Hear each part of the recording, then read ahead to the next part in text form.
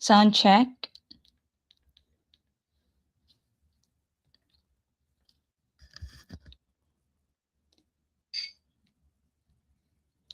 Good evening, people of the Philippines. Kamusta po kayong lahat dyan?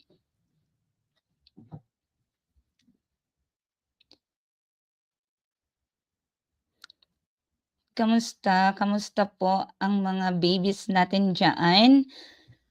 Ready na ba tayo sa board exam ngayong Sunday? Hi, good evening po sa nanonood sa YouTube. Hi, Ma'am Jelma. Good evening po. Hello sa nanonood sa ating Facebook page.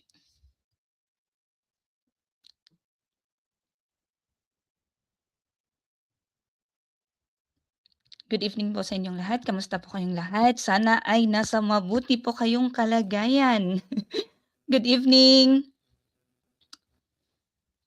Yes, good luck teachers sa mga mag-e-exam po ngayong Sunday. Ready na may kaba. Siyempre, hindi mawawala ang kaba pero mahalaga hindi tayo mag-mental block. So, ayan, ilang buwan kayong nag-prepare. So, panigurado, marami tayong bala. Marami tayong maisasagot sa board exam ngayong Sunday. Ayan, kamusta? Ang daming message pumapasok. Wait lang. Wait lang daw. Hi po sa inyong lahat. Thank you so much po. Sa mga nandito ngayon, good evening. Hi, Ma'am Minchi. Good evening po. Kamusta po kayong lahat dyan sa Pilipinas? Sana ay nasa maayos pa rin po tayong kalagayan despite sa mga nai-experience nating economic crisis. Kami naman po dito sa Middle East ay awa ng Diyos, nasa maayos naman po kaming kalagayan. Oo. So, sana po lahat ng mga Soksay babies natin, lahat ng mga kapwa Pilipino natin sa Middle East ay nasa maayos na kalagayan. Kamusta kayong lahat dyan? So for tonight, meron lang po tayong 15 items, General Education, Life and Works of Rizal. Pangdagdag lang po sa mga baon po ninyo. Dagdag baon. Dagdag lang po sa mga babaunin ninyo ngayong Sunday sa board exam. So Rizal po, yung Life and Works of Rizal ay nasa General Education po ito na subject. So oo, nasa general education na subject. And meron po tayong mga free lectures po sa ating YouTube channel. So the same po ng pangalan, yung Facebook page at yung YouTube channel natin ay parehas po ng pangalan. So if you want to subscribe po, totally free po yung subscription sa YouTube channel. Wala po tayong tawag nito, membership na may bayad doon sa ating YouTube channel sa ngayon. So lahat po ng mapapanood yung videos doon ay free po yun. Okay? Magandang gabi, Ma'am Minch. Hi po. Kamusta po kayo? Ayan. So, yung pong ating program para sa September, open na po tayo for registration. So April po ang start ng ating review para sa majorship naman po na intensive review po natin. So yung review po natin for majorship ay as per subject component po ng nasa TOS po natin for the major naman. So yung mga free sa YouTube, mga random drills po natin sa YouTube, ayan, pwede nyo pong panoorin ng libre po yun. Hi, Nakshi Ivory, maayong gabi. Ayan. So, bago po tayo mag-start, 15 items lang po ito. Short drill lang po ito. Pandagdag baon po ninyo para sa para sa board exam ninyo ngayong linggo. Alam ko na kinakabahan kayo. Alam ko dumadating sa point na iniisip nyong enough na kaya yung na-review ko? Enough na kaya yung napag-aralan ko? Bakit feeling ko ang dami pang kulang? So, normal po yun, yung pakiramdam na gano'n. Pero, sa haba ng panahon na ini-review ninyo, na pinaghandaan nyo po yung board exam, maniwala kayo sa kakayahan ninyo. Maniwala kayo na hindi kayo hindi kayo ipi-fail ng pagpe-prepare at pagre-review na ginawa po ninyo from kung kailan man kayo nag-start, October, September last year, hindi kayo ipi-fail. Samahan niyo po ng malakas na panalangin. Hindi po kayo iiwanan. Okay? So ayan, hi Ma'am Jenny, maayong gabi. Pwera alert during the live. Ayan. Sana walang alert during the live para hindi tayo sama-samang magulat. Sama-samang magulat. Malakas pa naman. Anyways, ayun. Okay, so this is your Inang Donna. This is General Education Episode 4. Episode 4 pa lang pala. Akala ko 5 na. Life and Works of Rizal. So meron tayong mga series ng General Education na free lecture po sa ating YouTube channel. Meron din po doong majorship focus na mga free lectures po natin. So, kung gusto niyo pong mag-advance review, kung gusto niyo pong malaman or makita paano kami magturo sa intensive review, panoorin niyo po yung mga videos na nandoon. Ayan. Alright. So, i-flash ko lang po muna. Char. Mayong gabi, makamis. Ayan, alright. So ito po yung ating Facebook sa lahat ng mga nasa YouTube po na nagtatanong, ano po ba yung Facebook page po ninyo, hindi namin mahanap. Ito po yun. Same lang po ng pangalan yung YouTube tsaka yung Facebook po natin. So hanapin nyo na lang po kami. Ayan, dalawang nanay na nandyan. Dalawang nanay. Hi, Nakshi. And then, yung YouTube channel po natin ay ito. Oh, may bago na kaming cover. May bagong cover. Ayan po. So, may mga may mga free lectures po tayong available po dyan. Subscribe nyo na lang po. Free po yung subscription. Wala po tayong membership pa sa YouTube as of the moment. Ayan. So, without further ado, so, ano lang muna tayo? Disclaimer po tayo, no copyright infringement intended. All information found belong to the rightful owner for educational purposes only. Ayan. Alright, so references po natin for tonight. Gumamit po tayo ng, teka lang, mahuhulog yung ano ko. Life and Works of Jose Rizal, kung meron kayong librong ito. And then, Popularizing Rizal in Briefs. So itong libro na to ay antique. 1992 published. Ayan. So this is Popularizing Rizal in Briefs by edited by Edgar Valencia Rosero in the various materials from scribd.com. So sa lahat po ng nandito, sa lahat po ng nandito, sumagot po kayo sa ating chat box, ating comment section. Alright, so numberan nyo lang po, 15 items. Again, 15 items lang po ito. Short lang po ito, pandagdag baon lang po ninyo ngayong Sunday. So, question number 1. At the age of 5, Rizal was able to A. Began joining religious processions. B. Read comic books. C. Read Spanish Bible. Or D. Wrote poems. Again, at the age of 5, Rizal was able to A. Began joining religious processions. B. Read comic books. C. Read Spanish Bible. Or D. Wrote poems.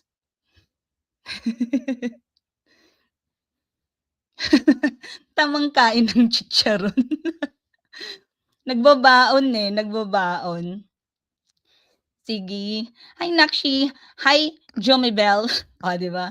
Alam ko na paano basahin yung pangalan niya. Alam mo, pagka binabasa ko yung name mo, mula nung tinuruan mo kung paano, inaano ko na siya, Jomibel. Asan yung mga chicks mo dyan? Asan yung mga chicks mo? Ba't wala? Ayan. So, number 1, letter B. Number 1, letter D. Anong sagot natin dito sa kabila? Letter D daw. Aha. So, ano ang sagot? Number 1, ayaw nyo ng letter C. Ayaw nyo ng letter A. Alright. So sabi po dun sa libro, at the age of 5, Rizal was able to read Spanish Bible with the support of his mother. So at the age of 5, he was able to read the family's Spanish Bible. Sabi po yan sa libro.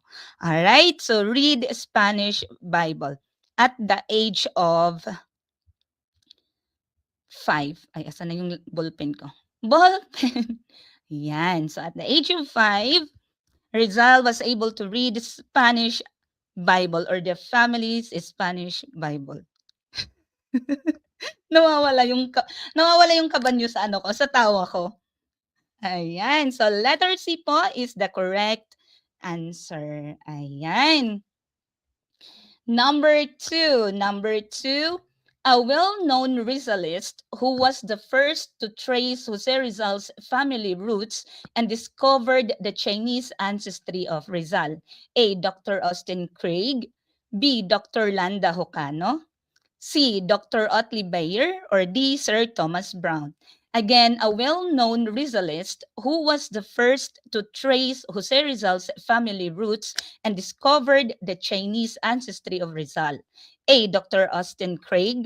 B. Dr. Landa Hocano. C. Dr. Otley Bayer, or D. Sir Thomas Brown. I miss you all. I miss you all. Ayan, good evening, good evening po. Ano pong sagot natin sa number 2? Dali, dali, dali. Hala, wala.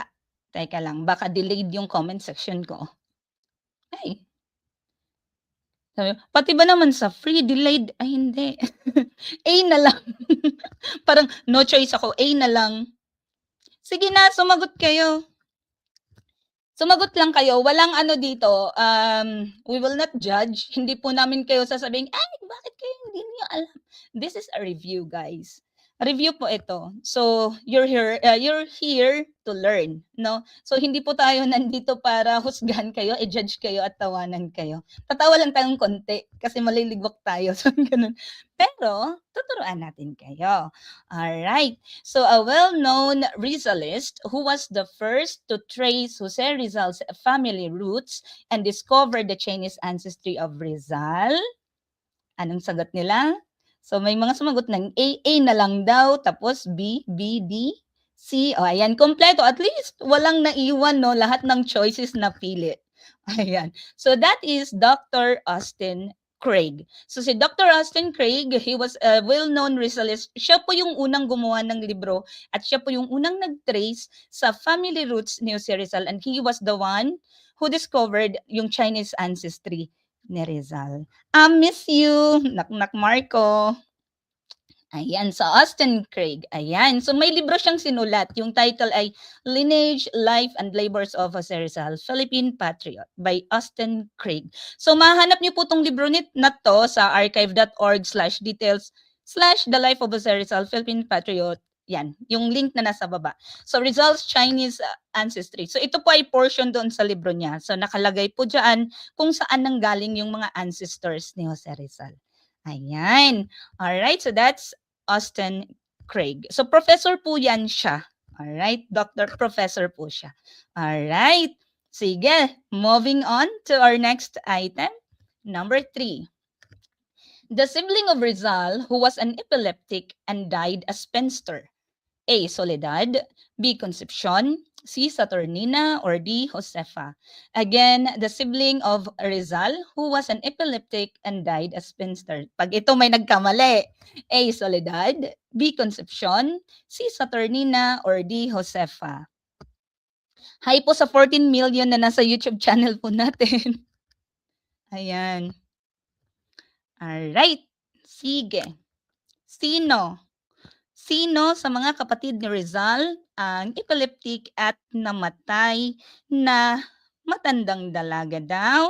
Ayan. So, syempre, alam na alam natin to. This is a bonus. This is a bonus question. Si Concepcion po, siya po yung first heartbreak ni Rizal. Kasi di ba namatay si Concepcion nung bata pa sila. Ayan. Si Soledad naman, siya po yung youngest nila. So, yung kapatid ni Rizal na epileptic and namatay na matandang dalaga ay walang iba kundi si Josefa. Letter D, Josefa. Ayan, very good. Pero matanda na siyang namatay, no? Around 80 years old, if I'm not mistaken. Yun po yung edad nung namatay po siya. Ayan. Ayan si Josefa. Josefa Rizal was born in 1865. She was unmarried, lived together with Sister Trinidad until death. Josefa was said to have suffered from epilepsy. She died in 1945. Ayan. All right, next. Number 4, which of the following places did Don Francisco bring Rizal for pilgrimage as a young boy? A. Binyan, B. Antipolo, C. Peñafrancia, or D. Calamba? Again, which of the following places did Don Francisco bring Rizal for pilgrimage as a young boy? A. Binyan, B. Antipolo, C. Peñafrancia, or D. Calamba? Ayan, bonus again. Bonus question ulit. Number 4. Delay yata ang aking comment section. Ayun, o 'di ba delay? Number 4, letter B. Number 4, letter A. Hala ka diha. Hala ka diha. Sige. Ayun. Paging, sabi ni Jomebel. Paging po, nasaan kayong lahat? Ayan. So, nung pinagbuntis si Jose Rizal ng kanyang nanay, may prayer kasi yung nanay niya. So, isa siyang deboto ng parang saint dito sa ano na to, dito sa church na to. So, sabi niya, pagka nanganak daw siya, dadalhin niya daw yung anak niya doon sa lugar na yon or sa simbahan kung saan yung simbahan ba na yon, kung saan yung debotong ano niya ay doon patron. Ngayon, it took them 7 years bago nadala si Rizal doon sa Antipolo kasi 1868 na nung nadala si Rizal doon sa Antipolo for the pilgrimage. Ayan. So sa Antipolo po ito. Alright, that's letter B, Antipolo. Yun ay, ayun, pilgrimage of young Jose Rizal to Antipolo. So after the birth of his sister Trinidad, he went with his father Don Francisco to Manila on June 6, 1868 aboard a barge. They went to Antipolo to fulfill the vow made by his mother. So sa Antipolo Cathedral. That PH po ito nanggaling. Ayan. Ano nga yun? Yung Dilapas, Buenviaje, tama ba? Oo. Good Voyage. Yun. Sa mga Catholic, alam familiar kayo sa ano na ito, sa patron na ito. Ayan. Alright, so June 6, 1868 nadala si Rizal. Alright, so next item, number 5, happy birthday. Happy birthday. Number 5, Rizal had his early education in Calamba and Binyan, which was a typical schooling given to a child of an ilustrado family.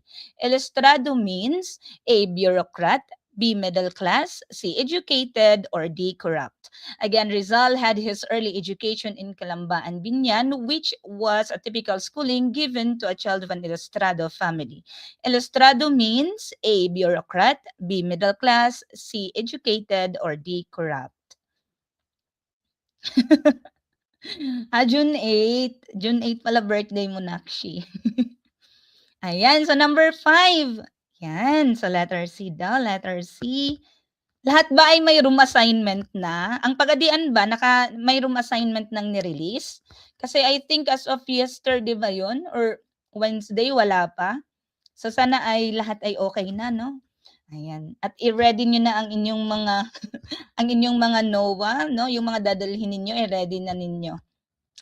Ayan. So letter C, letter C, letter C. Of course, ilustrado means educated or the enlightened ones. Ayan, very good. Ayan, magtatap na to sa board exam. Educated po. Ayan. So this is from Kids Encyclopedia Facts. The ilustrados, pronounced as ilustrados, were a group of smart and educated Filipinos in the late 1800s. So this was during the time when Spain ruled the Philippines. The word ilustrados means enlightened ones or learned ones. Ayan, very good. Number 6. Number 6. Il Amor Patrio was the first article written by Rizal in Spain, which his friend, who was the editor of the newspaper Diaryong Tagalog, had asked him to write before he left for Spain. Who was this friend of Rizal? A. Pantaleon Quintero, B. Basilio Teodoro, C. Manuel Hidalgo, or D. Agustin Saez? Again, El Amor Patrio was the first article written by Rizal in Spain, which his friend, who was the editor of the newspaper Diaryong Tagalog, had asked him to write before he left for Spain. Who was this friend of? A. Pantaleon Quintero, B. Basilio Teodoro, C. Manuel Hidalgo, or D. Agustin Saez. Hoy, hindi ako nawawala, nandito lang ako. Hindi ako nawawala, I'm here. I'm here. Okay, meron na ang Pagadian. Thank goodness. Ayan, I'm here. Nakshi, Jonah, I'm here. Nagsagot na si Del. Bala ka dyan. Ayan, so ano pang sagot natin sa number 6? Hala ka diha. Andito pa naman ako, di ba? Ayan. Ayan, hello Inang Donna, nanonood pa rin ako sa live nyo kahit nakapasan na ako ng dahil po sa inyo. Oh, thank you so much Nakshi sa patuloy na panonood for the support sa mga nanay. Thank you so much. Ayan, so sino ang kaibigan ni Rizal? So ang tanong dito, 'di ba, yung Il Amor Patrio, this was the first article written by Rizal sa foreign land, 'di ba, sa foreign soil. So sinulat ito ni Rizal nung nandun na siya sa Spain. Yung kaibigan niya kasi na si Basilio Teodoro, sorry, na si Basilio Teodoro ay sinabihan siya na gumawa ka ng article. Okay, so yan. So letter B, that is Basilio Teodoro. So si Pantaleon Quintero, ito ay asawa ng kapatid niyang si Soledad.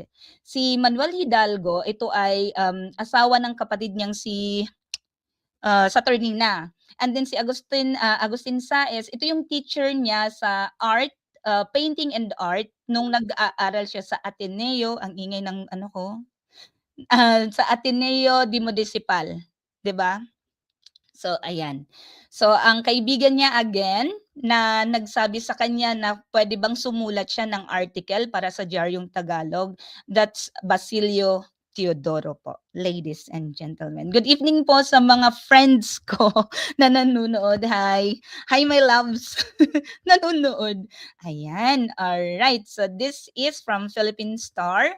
In Progressive Barcelona, Rizal wrote a nationalistic essay entitled Amor Patrio, or Love of Country, his first article written on Spain's soil. He sent this article to his friend in Manila, Basilio Teodoro, who was a member of the editorial staff of the Diaryong Tagalog, the first Manila daily to have a Tagalog section. Hi, Ma'am Robbie. Good evening.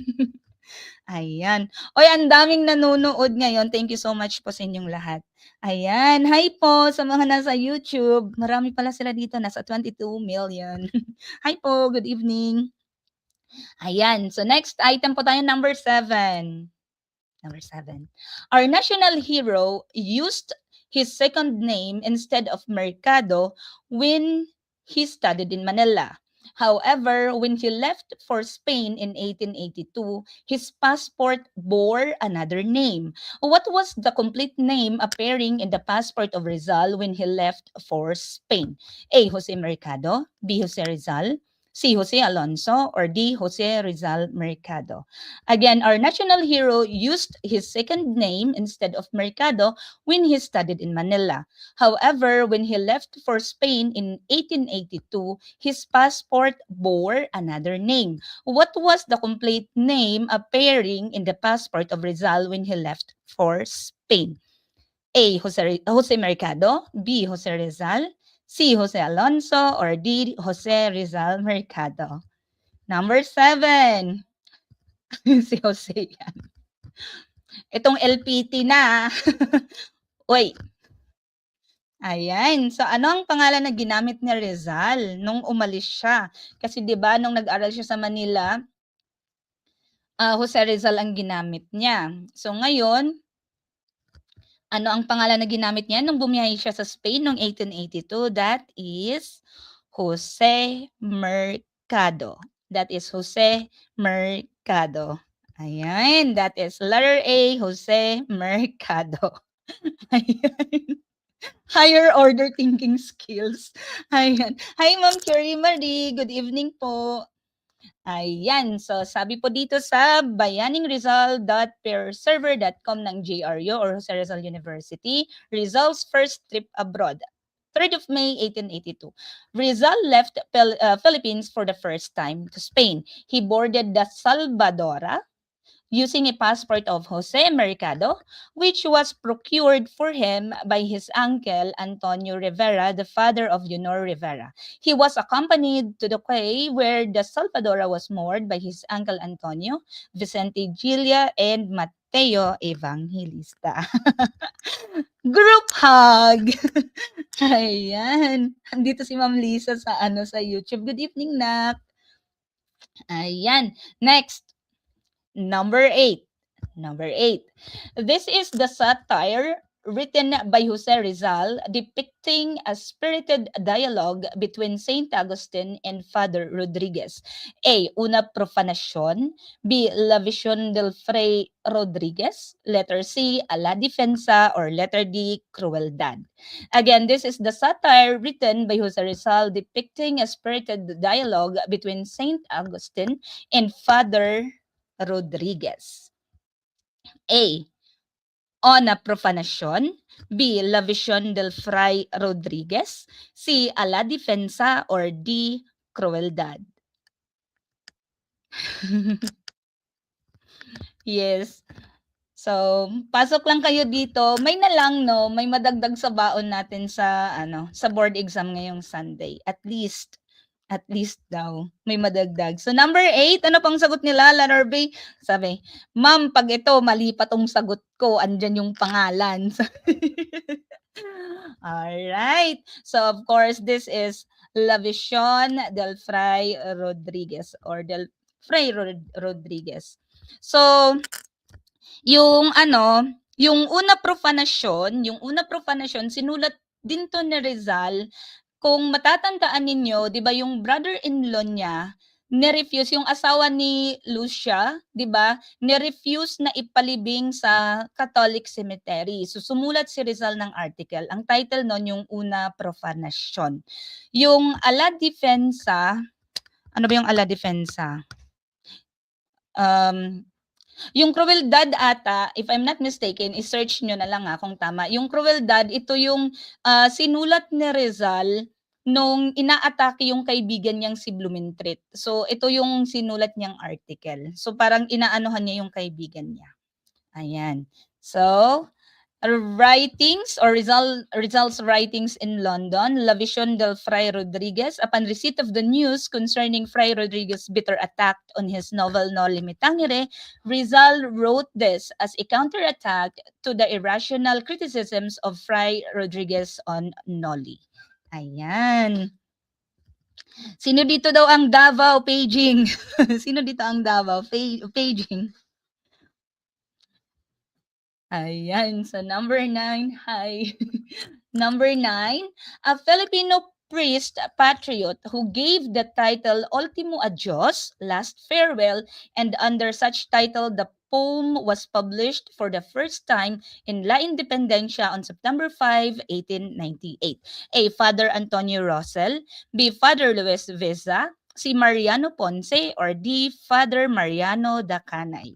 Again, a Filipino priest patriot who gave the title Ultimo Adios, Last Farewell, and under such title, the poem was published for the first time in La Independencia on September 5, 1898. A. Father Antonio Rosell. B. Father Luis Veza. C. Mariano Ponce. Or D. Father Mariano Dacanay. Hala, uy, unsa daw mga room, guys. Uy, magkakasama kayo ng room, feeling ko. Charot. Ayan. So, sino po itong Filipino priest patriot na nagbigay ng title na Ultimo Adios doon sa last na sinulat ni Dr. Jose Rizal? Hi, good evening daw po from Isabela. Hi po, good evening po sa mga taga Isabela. Ayan. Alright. So, si Mariano Ponce, nagbigay din siya ng title, di ba? Mi Ultimo Pensamiente, My Last Thought, if I'm not mistaken, yun ata yun. And after that, ang ginamit po nila talaga ay yung Mi Ultimo Adios na binigay naman ni Father Mariano Dacanay. Ayan, very good. Alam ko to. Buzzer. Nag-buzzer ka agad. Alam ko to, Mariano Dacanay. Ayan, very good. That is Father Mariano Dacanay. So, November 26, 1862, Mariano Dacanay, a famous Ilocano priest who titled Dr. Rizal's farewell poem as Mi Ultimo Adios, was born in Bacnotan. Birthday to, birthday po ito nung hindi to yung date na ginawa. So, inano ko lang. So, siya, si Mariano Dacanay, na ipinanganak sa Bacnotan, La Union. Siya po yung nagbigay ng title na Mi Ultimo Adios. Ayan. Pangasinan daw, meron ba here? Shout out sa lahat ng mga taga Pangasinan. Ano ba yung magandang gabi lang? Ano yung magandang gabi sa Pangasinan? Masantos Yalabe. Masantos Yalabe daw. Ayan. Number 10. What was the title of the first article that Rizal wrote for La Solidaridad? A. Los Agricultores Filipinos. B. Travels or Los Viajes. C. A La Juventud Filipina. Or D. Love of the Country. Again, what was the title of first article that Rizal wrote for La Solidaridad? A. Los Agricultores Filipinos. B. Travels or Los Viajes. C. A La Juventud Filipina. Or D. Love of the Country. Ay, feeling ko Rosales din sina ni Jomibel. Kasi doon sila na side. Ordaneta kayo, 'di ba? Shout out daw sa mga tandag, sa mga taga-tandag. Marajaw na duyom sa mga taga Surigao. Marajaw na duyom sa Ijuhurot. Marajaw na gabi. Maayong gabi. Sige na, number 10. Anong sagot natin? Letter A, sabi with question mark. Sabi ng Cebu represent natin. So, what was the title of the first article that Rizal wrote for La Solidaridad? That is Los Agricultores Filipinos. So this is for the farmers. Kasi di ba si Rizal ay talaga siya sa mga farmers. So yan po yung unang article na sinulat ni Jose Rizal sa La Solidaridad. Ayan. So yung Love of the Country, yan yung El Amor Patrio na sinulat niya sa Spain noong 1882 na binigay niya doon sa kaibigan niya. Alright, sa Manila. Ayan. So, in a similar vein, in 15 of March 1889, issue of La Solidaridad, an unsigned article, Los Agricultores Filipinos, commonly attributed to Rizal, stated that Laguna is one of the more agricultural provinces and more prone to natural and human calamities. So ito ay from the archium.ateneo.edu. So ito po yung link, kung gusto niyo pong basahin yung libro, page 445 po siya sa libro. Ayan. Ay, siya na all. Sa Baguio daw nag-take. Hi, Nakshi. Si Ben failed. May failed. Hi. Ayan. Number 11. In Leipzig, Rizal translated the story of the champion of Swiss independence entitled A. The Wandering Joe. B. Hans Christian Andersen's Fairy Tales. C. Uncle Tom's Cabin, or letter D. Schiller's William Tell. Again, in Leipzig, Rizal translated the story of the champion of Swiss independence entitled A. The Wandering Joe. B. Hans Christian Andersen's Fairy Tales. C. Uncle Tom's Cabin, or D. Schiller's William Tell. Hanggang 1 a.m. pa rin. Hoy, huling puyat. Huling puyat bago ang board exam. Hi daw sa bebe ni Sir Emilio. Shout out daw. Ma'am Robbie, andyan ka ba? Lagyan niyo po ng number yung sagot ninyo. Hala, wala nang nagsasagot. Number 11. Ano na, number 11? Aha. Laban. Siyempre, laban lang tayo ng laban.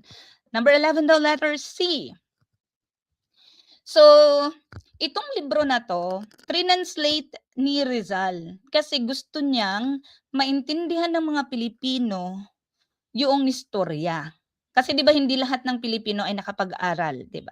So, gusto niyang maintindihan ng mga Pilipino yung istorya ng librong ito.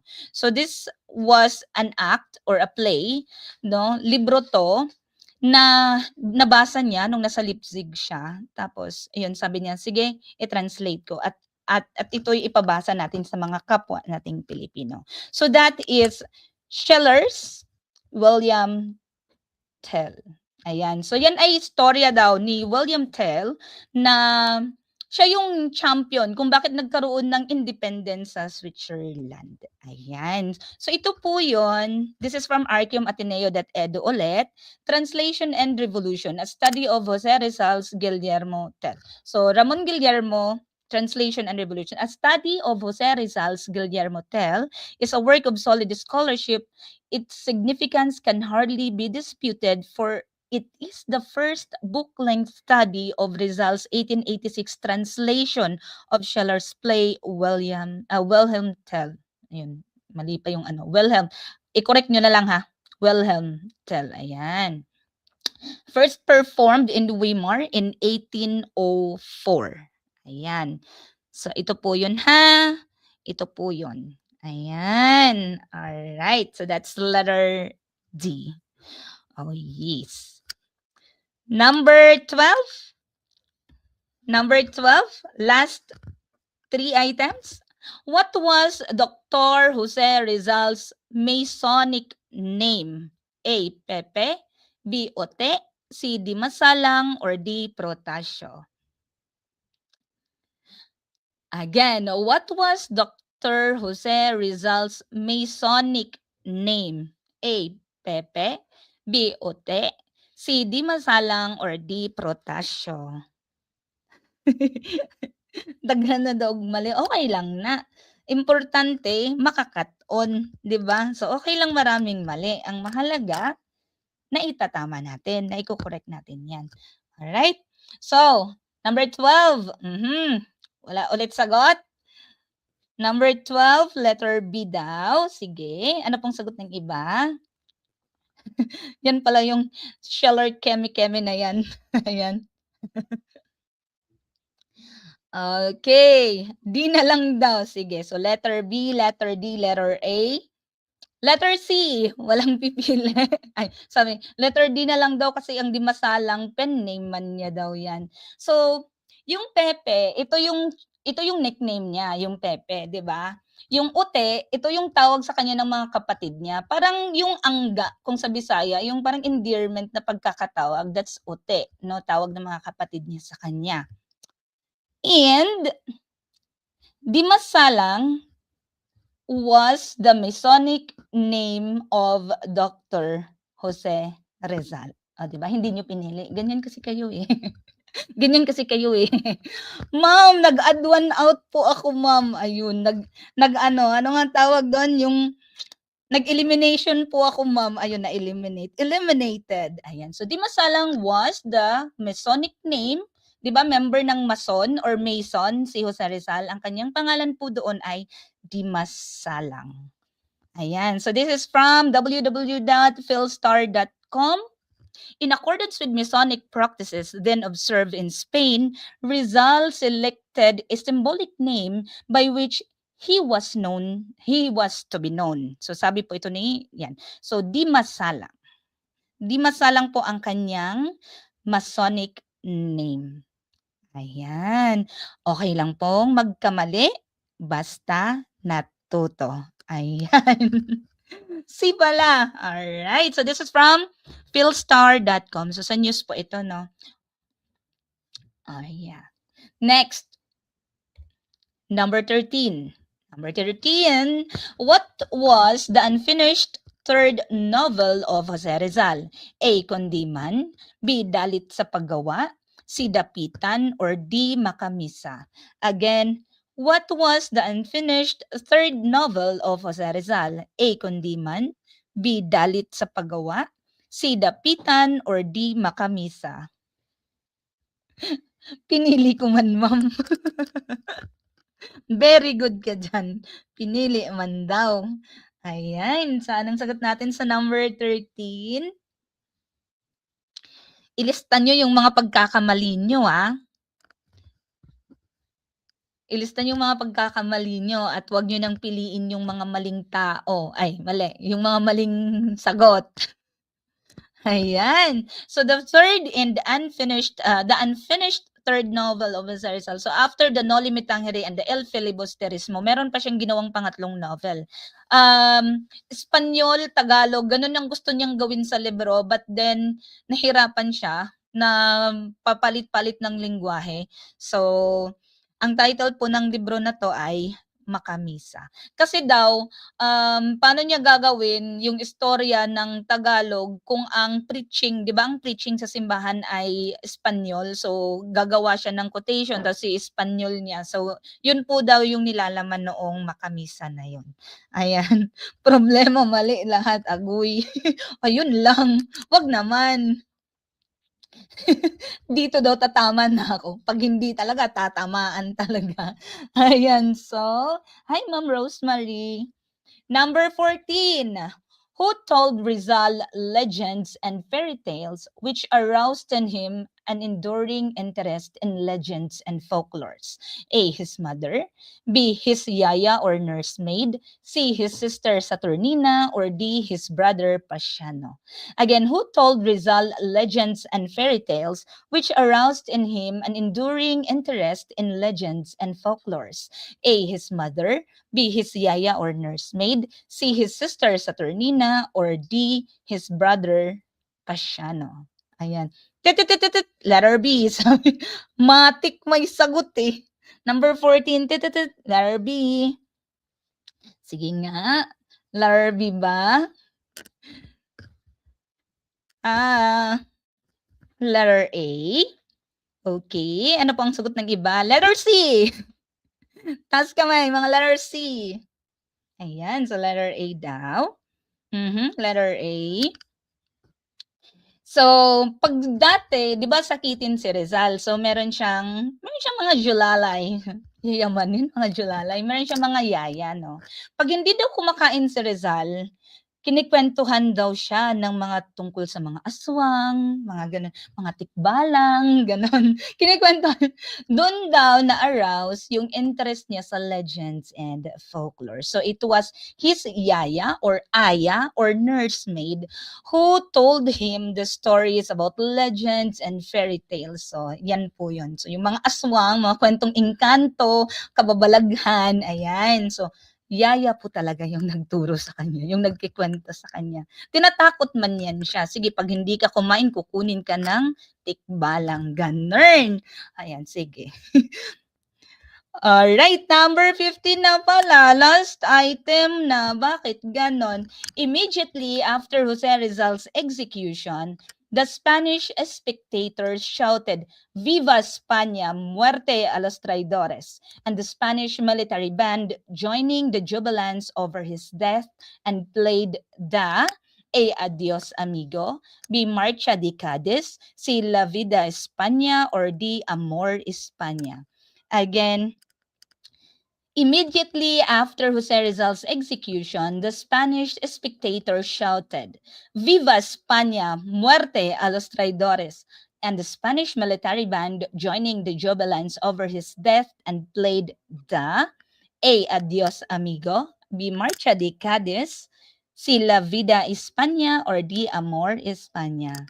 So bago tayo maghiwa-hiwalay, please do subscribe po sa aming YouTube channel. Free po ang subscription sa YouTube channel. Parehas lang po ng name ang ating YouTube at ang ating Facebook page. Thank you so much po sa mga nag-subscribe na at patuloy na sumusuporta sa The Duo Top Notchers po.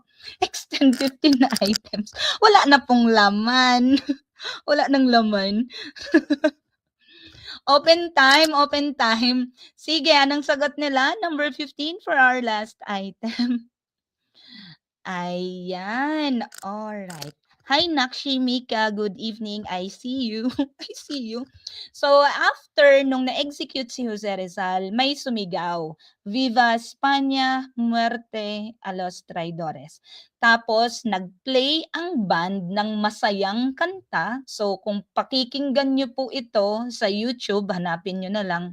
Gay, parang happy ano siya, celebration, celebratory ano siya, yung rhythm ng kanta, yung tempo ng kanta. So this is Marcha de Cadiz. Marcha de Cadiz. Ayan. So sana po ay may natutunan kayo sa ating short drill for today. And masaya po akong nakasama ko ulit kayo after sa ating final coaching 2 weeks ago. Masaya po akong nakita ko ulit yung mga pangalan ninyo diyan sa comment section. Thank you so much everyone for joining our first session, and the video will be available po sa ating YouTube channel mamaya later no, ipaprocess muna natin. Ayan. So thank you so much once again. Pa-shout out po. Shout out sa anak kong si Lincoln, 8 years old, future top notcher. Ay, nanonood din yan. OMG. Hi Lincoln. Ayan. Thank you so much po. Salamat ma'am. May baon na. Thank you so much din po. You're most welcome everyone. Thank you so much. And God bless you po. Good luck po sa lahat ng mag-e-exam ngayong Sunday. We will be praying for you. We will be rooting for you. Adya. Kaya natin to. Alright? Go and top the board exam. Okay? Thank you everyone. Good night. Good night po sa inyong lahat. Chup chup momo. Bye everyone.